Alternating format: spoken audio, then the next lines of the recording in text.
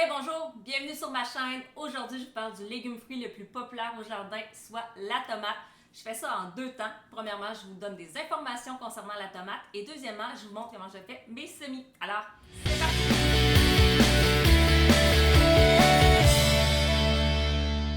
Donc aujourd'hui, je vous parle de la tomate, ce légume-fruit en fait, qui peut être rouge, qui peut être mauve, qui peuvent être bleus, qui peuvent être vertes, qui peuvent être oranges, qui peuvent être roses, qui peuvent être verts.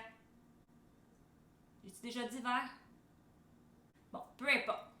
Si elles sont vertes, ça ne veut pas nécessairement dire qu'elles sont pas mûres parce que des variétés de tomates, il y en a à la tonne, des formes, des couleurs, des goûts différents, il y en a plein. C'est ce que je trouve intéressant avec les tomates et j'aime ça les expérimenter à chaque année, découvrir de nouvelles variétés. Pourquoi je parle des tomates aujourd'hui alors qu'il y en a plein sur YouTube, des vidéos qui parlent des tomates, il y en a plein sur le net également?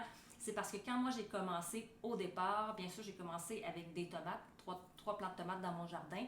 Et par la suite, j'ai voulu évoluer un petit peu là, dans le jardinage. Alors je me suis mis à écouter des vidéos sur YouTube, à chercher sur le net des informations. J'étais curieuse, je voulais en apprendre davantage. Et j'avais de la difficulté à trouver différentes informations. J'entendais parler de certains thèmes en lien avec la tomate que je ne comprenais pas nécessairement. Et il a fallu que je fasse plusieurs recherches pour pouvoir trouver mon information. Alors, je décide de regrouper ça dans une vidéo. Alors, c'est ce que je vous montre aujourd'hui.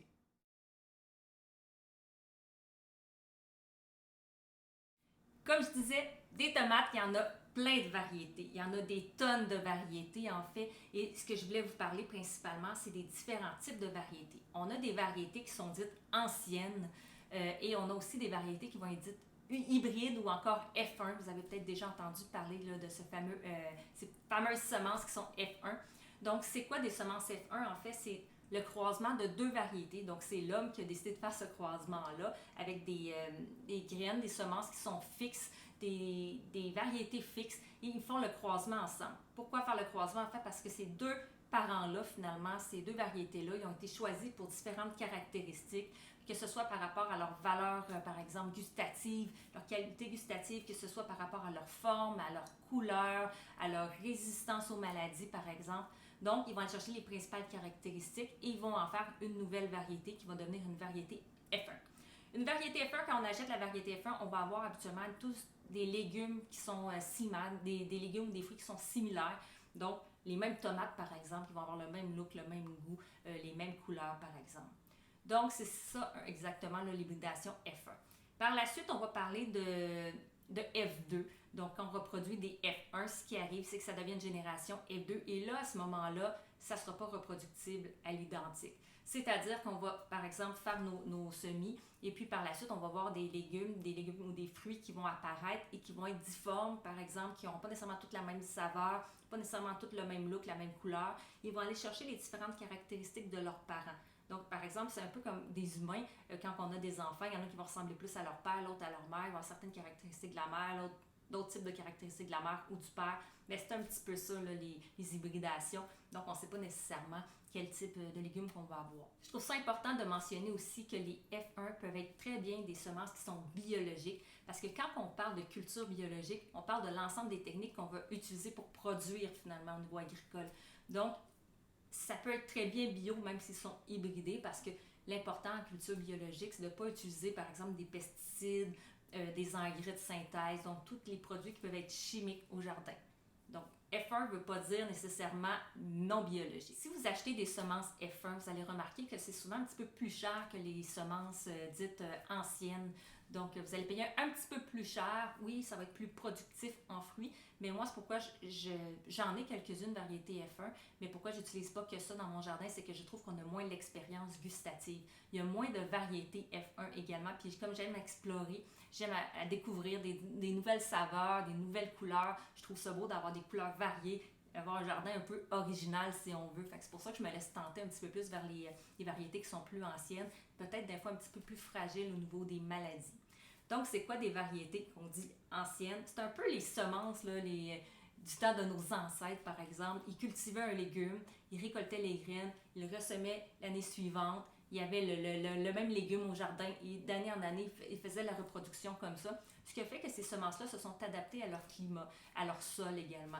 Donc, c'est ça des graines qui sont, des semences qui sont anciennes. Ils n'ont pas été hybridées avec d'autres variétés de légumes. Les variétés anciennes, ce qui est fabuleux, c'est qu'il y a une grande variété, comme je disais, plein de couleurs, c'est original. Donc, moi, je me laisse beaucoup tenter là, par ces variétés-là.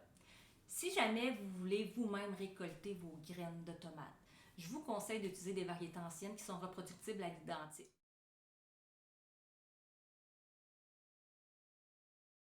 Vous avez peut-être entendu parler également des plants de tomates à part déterminés et indéterminés. En fait, les plants de tomates à part déterminés, ce sont des plants qui vont habituellement être un peu plus compacts, un petit peu plus petits, ils vont avoir une tige au centre plus robuste et ils vont produire des fruits ou des légumes à un même moment dans l'année. Donc, ils vont produire beaucoup de légumes, mais dans un court laps de temps. C'est le cas, par exemple, de certaines tomates qu'on va beaucoup utiliser pour faire des sauces, par exemple. Parce que quand on veut faire des sauces, on veut avoir nos tomates pas mal en même temps. On ne veut pas attendre une tomate à la fois pour finalement finir faire notre sauce rendu en septembre, qu'on a congelé les tomates. Donc, c'est l'idéal pour ça, pour faire des conserves. Ça peut être intéressant. Des plants déterminés, excusez-moi, ça peut être intéressant aussi pour ceux qui vont cultiver en pot. Parce que les plants déterminés n'ont pas besoin de tuteurs.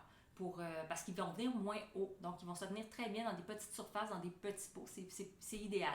Par contre, moi, je recommande quand même de mettre peut-être des cages à tomates parce qu'il y a des fruits dans certains plants qui vont être pesants et ça va aider le plant, en fait, à ne pas s'affaisser au sol. Donc, moi, personnellement, j'utilise des cages à tomates quand j'utilise des plants à part déterminés. Pour ce qui est des plants à part indéterminés, ce sont des plants dont les tiges vont pousser sans fin. En fait, sans fin jusqu'aux premières gelées parce que les plants de tomates ont besoin de chaleur. Donc, aux premières gelées, ça va vraiment arrêter la croissance des tiges. Et puis, ça va nécessiter à ce moment-là d'avoir des tuteurs robustes, des hauts tuteurs là, pour pouvoir bien tenir là, ces arbustes-là qui vont grimper infiniment. Et puis, je donne l'exemple, moi, l'année dernière, j'ai mis mes tomates, j'avais mis des bons tuteurs, mais peut-être un 4-5 pieds. Ça n'a pas été suffisant. Les plants de tomates, ils m'ont dépassé. Heureusement, moi, j'habite, là, il y a un bois derrière chez moi. J'avais des branches à couper. J'ai des grosses branches. Finalement, à la fin, ça finit quasiment par un tipi, tellement que les plantes tombaient de chaque côté. Donc, ce que je fais, moi, avec les plants à part indéterminés, j'avais coupé les gourmands. J'avais arraché les gourmands, donc aux aisselles, finalement, des tiges, les nouvelles tiges qui vont se faire. Je les enlève tout simplement. Ça va éviter d'avoir une jungle, donc ça va limiter un petit peu le feuillage. Ça va permettre de mieux aérer à l'intérieur du plant, de réduire le risque de maladies qui se forment à cause de l'humidité notamment. Et aussi, ça va vraiment permettre de pouvoir concentrer finalement, de se concentrer sur des nouvelles tiges qui se concentrent sur la production de fruits et de fleurs parce qu'au Québec, notre saison est relativement courte, donc on veut vraiment que les tomates se concentrent sur sa production de fruits, la production de fleurs. Même il y en a ce qu'ils vont faire à la fin de la saison, quand il va rester des tomates un petit peu vertes, ils vont vouloir les faire mûrir vertes ou hein, on s'entend, il y a des variétés qui sont déjà vertes, mais ceux qui sont supposés d'être rouges, qui sont vertes, à ce moment-là, ils vont couper la tête des plants de tomates pour vraiment qu'ils se concentrent à faire mûrir les tomates qui sont dans le plant. Personnellement, moi, je mets les deux types de plants de tomates, donc des déterminés, indéterminés, pour avoir des tomates à différents moments, pour différentes utilisations. Les tomates à part indéterminées, j'aime ça parce que je peux prendre une tomate au potager à chaque jour, manger une tomate, donc je vais en avoir toute la saison. Mais les plants déterminés, quand je vais faire des sauces, c'est vraiment ça qui est l'idéal. Mais en même temps, ce qui va déterminer les plants que je vais acheter, c'est vraiment mon désir d'explorer la qualité gustative là, des différents plants de tomates. Donc, c'est vraiment ça qui va faire en sorte que je vais choisir différentes sortes. Cette année, j'ai choisi beaucoup de sortes de nouvelles tomates que j'ai jamais essayées. Et je sais que ça va pas tout rentrer dans mon potager. Je suis partie en grand, j'en fais un petit peu trop. Je vais en donner, je vais faire des heureux avec ça, c'est sûr. Mais j'ai tellement envie d'en découvrir que j'en ai acheté plusieurs et je me suis limitée à certaines sortes aussi que je n'ai pas pu acheter, d'autres qui étaient épuisées, qui en avaient plus quand j'ai voulu passer commande. Mais l'année prochaine, c'est sûr que je vais en essayer de nouvelles. Alors, je vous mets au défi d'essayer une nouvelle variété cette année.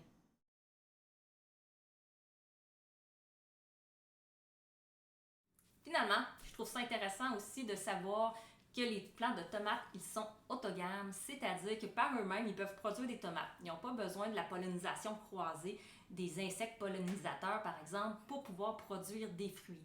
En fait, à l'intérieur de la fleur, il y a un pistil et puis celui-ci, avec son propre pollen, peut à ce moment-là se féconder et produire le fruit.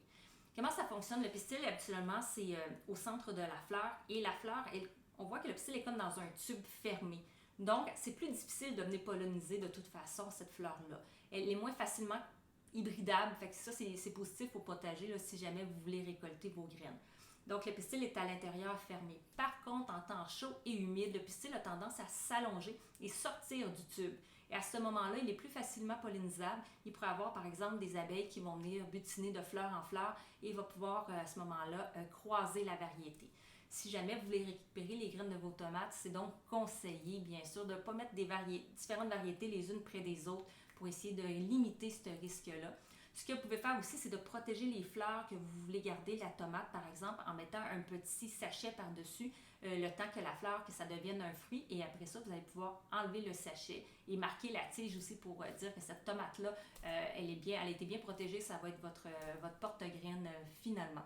D'ailleurs, si jamais ça vous intéresse d'en savoir plus, moi j'avais vu une vidéo que je trouvais très intéressante de J&L Jardin Passion, Potager Passion si je ne me trompe pas.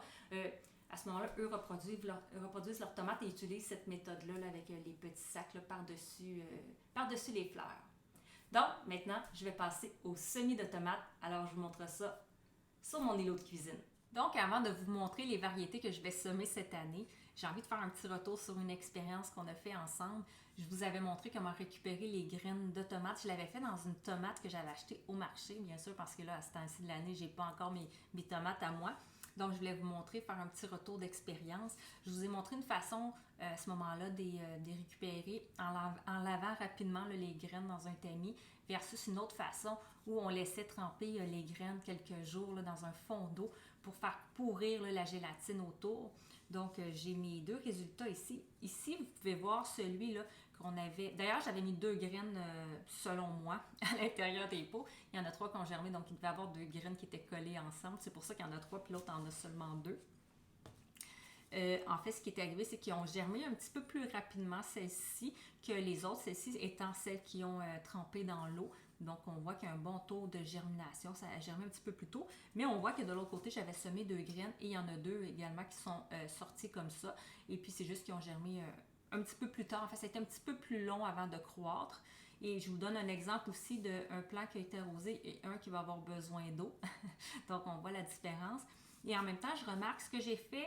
Je ne sais pas si je vais les mettre dans mon potager parce que j'ai énormément de variétés à mettre. Puis j'ai un petit potager, une petite surface. Donc, je les ai mis quand même sous la lampe. Mais je les ai mis très loin sous la lampe parce que je les ai mis sous la même lampe que mes poireaux. Et mes poireaux sont vraiment beaucoup plus gros. Donc, on commence à voir l'étiolement. On voit qu'ils sont frêles un petit peu puis qu'ils sont fragiles. Là. On voit que la tige, elle s'est vraiment allongée et puis qu'elle est délicate. C'est sûr, c'est rattrapable. C'est des tomates. Je pourrais les mettre plus proches de la lumière à ce moment-là. Puis ils vont être un petit peu plus robustes là, avec le temps. Puis quand je vais les repiquer, jusqu'aux premières feuilles. À ce moment-là, bien, le reste de la tige va faire des nouvelles racines. Donc, ça va bien s'ancrer dans le sol. Je vais tout vous montrer ça quand je ferai le repiquage là, par la suite. Donc voilà, puis je les avais commencé un petit peu tôt, là, c'est le 18 mars, là, je mets de la terre partout, c'est le 18 mars que je les avais fait et moi, en fait, mes semis de tomates, je les fais seulement la 2e semaine d'avril, même ça pourrait être la 3e semaine d'avril. L'année dernière, je les ai fait début avril et j'avais des monstres dans la maison, j'avais plus d'espace pour mettre mes plants de tomates, je les ai repiqués, je pense 3 fois, je sais pas ce que je leur ai fait, pourtant j'utilise pas d'engrais de synthèse, rien.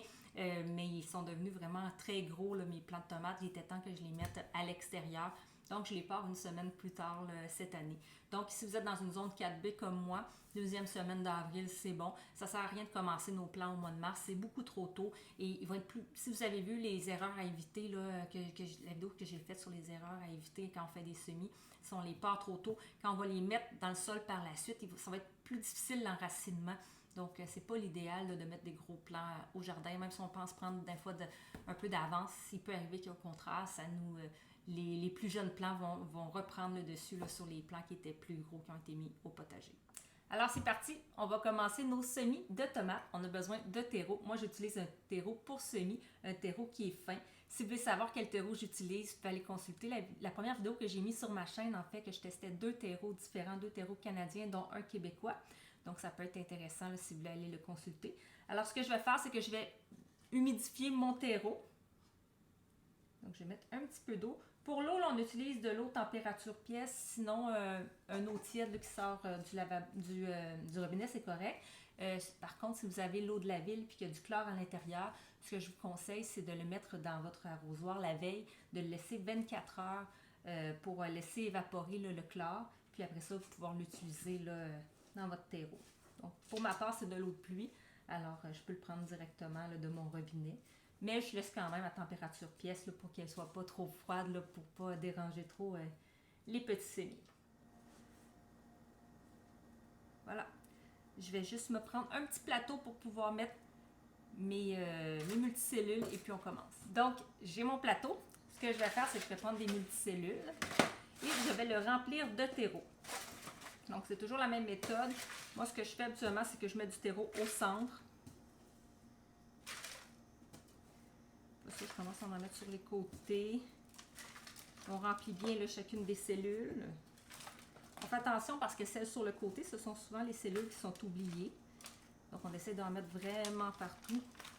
On n'a pas peur d'en mettre. Au pire, ça va tomber à côté, il n'y a pas de problème. Après ça, je frotte comme ça pour m'assurer que toutes mes cellules sont bien remplies.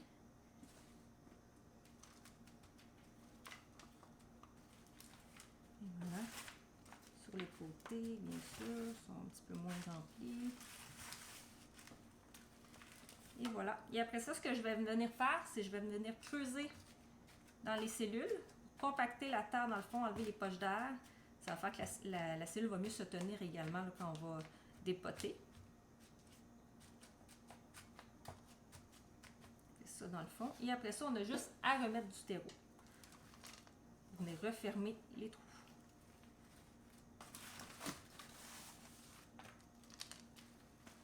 Petit bâton.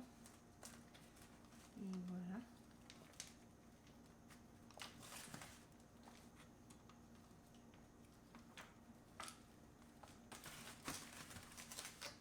Puis comme vous l'ai déjà montré dans une autre vidéo, je vais venir après ça juste taper un petit peu la surface, plomber, en fait pour créer un lit de semences qui va accueillir la petite semence de tomate. Donc, on y va.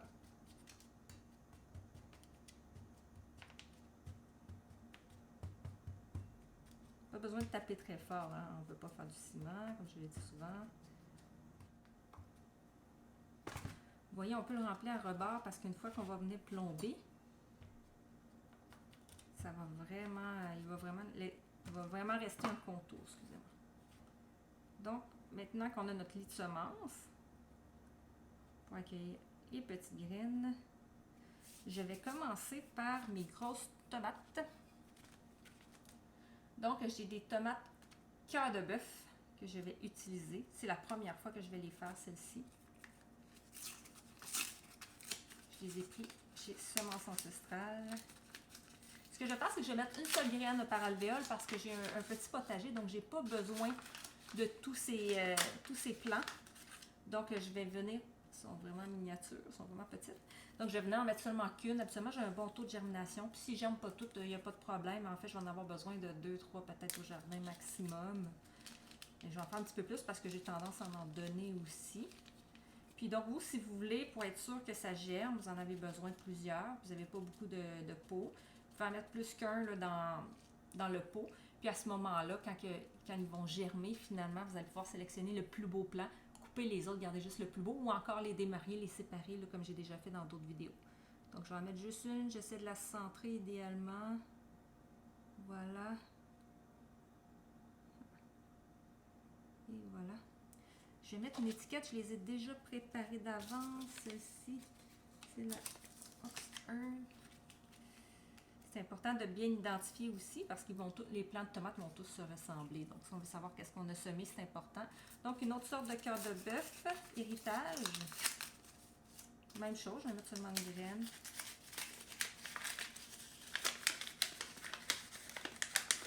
Je pense que je vais remettre le sac dedans, je ne vais pas les mélanger. Voilà.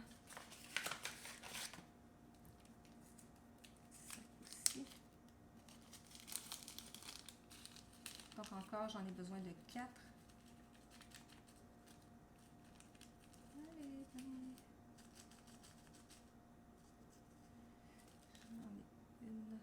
J'en mettrai 5 Il y en a une qui va en avoir deux. Je vais couper. Celle-là, j'en ai pas besoin. On y va. 1, 2, 3, au centre. Ah, j'en ai même ici un petit peu plus. Voilà. Et voilà. Donc, ceci, c'est la cœur de bœuf héritage. Je mets une étiquette. Ensuite, je vais faire des tomates Green Zebra. Je les ai choisies pour la couleur verte. J'avais envie d'essayer. J'ai hâte de goûter aussi le goût. Il semblerait qu'elles sont bonnes, qu'elles sont sucrées.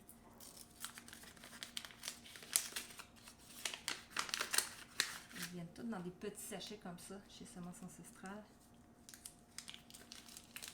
Ce qui n'est pas le cas chez les Coumen, à mon souvenir. Voilà, j'en ai 4. Il n'y en a pas beaucoup de semences par contre là, dans les petits sachets. Je pense qu'il y en a un petit peu plus à les Coumen, si je ne me trompe pas. Donc, on y va. Une par alvéole. Et voilà. Et celles-ci sont les Green Zebra.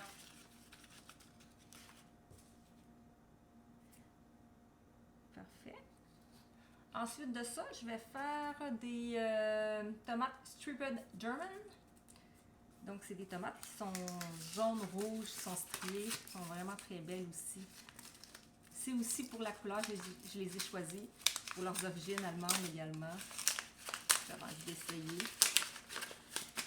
Ok, ceux-là, il n'y avait pas de sachet à l'intérieur, comme vous pouvez voir là. Donc, j'en ai mis un petit peu partout. C'est pas grave. Je vais ramasser. Et voilà. Strip. Donc, il n'y avait pas de petits sachets. Donc, les graines sont tous sur mon plan de travail. Je vais juste les mettre de côté comme ça et je vais toutes les ramasser après. Pas vous faire attendre. Et voilà, super. Donc, ensuite de ça, je vais avoir les tomates Amana. C'est des tomates oranges. Là, je vais être plus prudente cette fois-ci. Je ne vais pas prendre pour acquis qu'il y a un sachet. Et il y a un sachet à l'intérieur.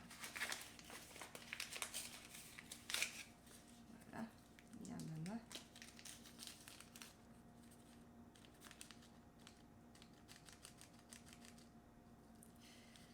J'en ai un petit peu trop.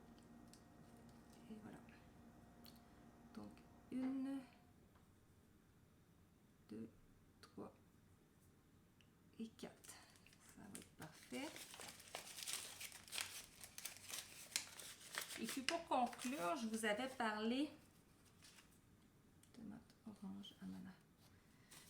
Que j'aimais bien la saveur des Suisse, par contre que j'avais beaucoup de maladies, que j'avais la difficulté à éliminer à terme, mais elles sont vraiment excellentes. Donc je me réessaye cette année. Mon sachet est un petit peu vieux, peut-être que ça ne va pas germer. C'est pas plus grave que ça à la limite. Je mettrai plus d'une autre sorte. Il a déjà été ouvert, mais comme il a pris l'eau, le sachet est comme collé. Là. On va voir si ça germe. Hop. Et voilà. J'en ai ici. 1, 2, 3, 4, 5. Et voilà. Pour la Stupice, est-ce que j'ai un petit... Non. Je vais utiliser celui-là. Stupice. Voilà. Donc, j'ai mis 6 variétés de grosses tomates. Et ce que je vais faire maintenant, c'est que je vais venir juste saupoudrer un petit peu à la surface, environ un 5 mm qu'on va mettre de terreau. Pas plus parce que vous avez vu que les graines, là on les voit peut-être pas très bien, je vais vous les montrer plus près tantôt, mais là je vous montre, je ne sais pas si vous voyez, c'est vraiment de tout petites graines.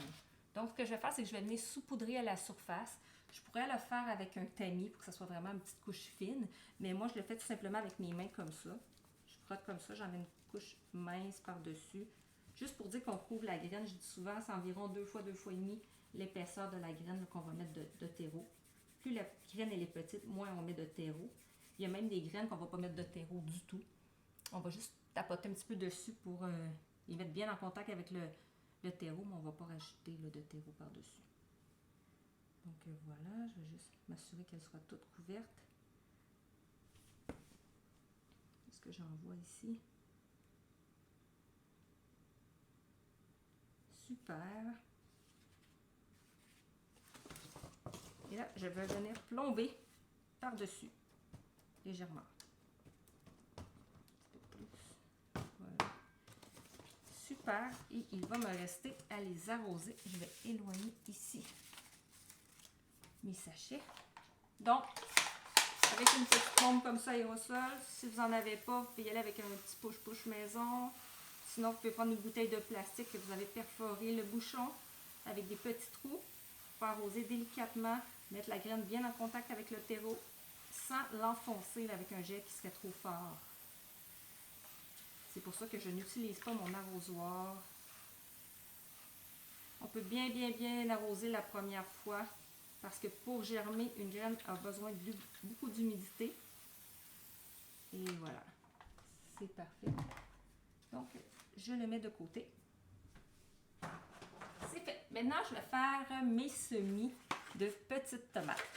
Donc, c'est souvent les plus populaires, du moins ma famille, c'est vraiment celle-là qui m'a demandé. Ils voulaient des petites tomates.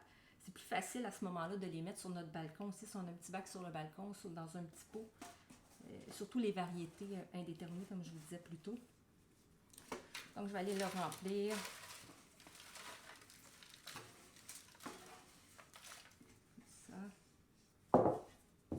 Après ça, je viens l'étendre partout dans les différentes alvéoles. On s'assure qu'il y en a partout, même sur les coins. J'en ai plein dans le fond, je vais pouvoir en réutiliser.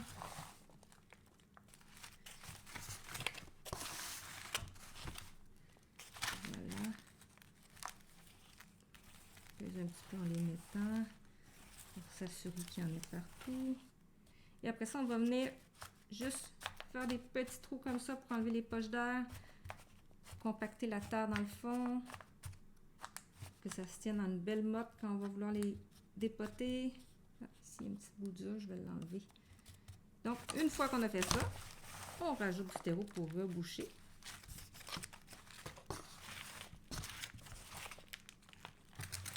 Je vais mettre ça que j'ai dans le fond. J'en ai encore une petite affaire ici, là-dedans. Voilà.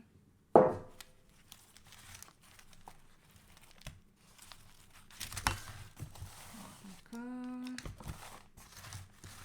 C'est une excellente façon de se mettre du terreau sous les ongles. Et voilà.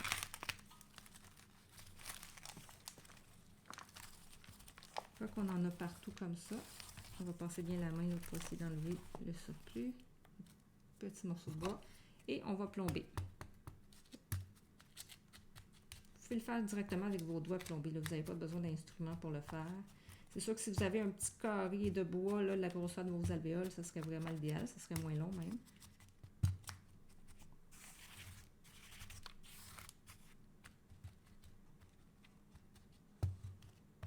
Et voilà. Maintenant qu'on a notre lit de semences, on va pouvoir semer nos graines.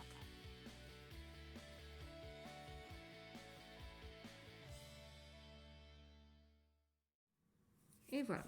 Donc ensuite, c'est le même procédé. Je prends du terreau à ce moment-là qui n'est pas humidifié parce qu'il va être un petit peu plus fin, plus facile à étendre. Donc je vais en mettre vraiment une petite couche mince. On a vu que c'était des tout petites graines.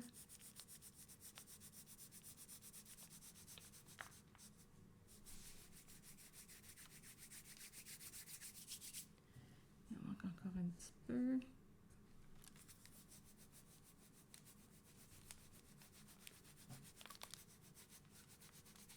Et voilà.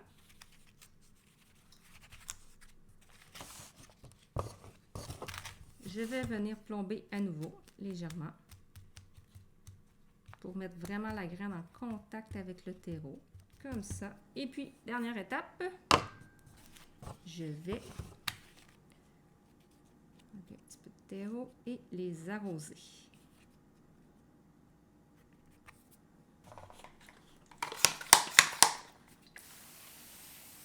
Bien comme il faut. On n'oublie pas les côtés non plus, ils vont sécher un petit peu plus rapidement sur le côté.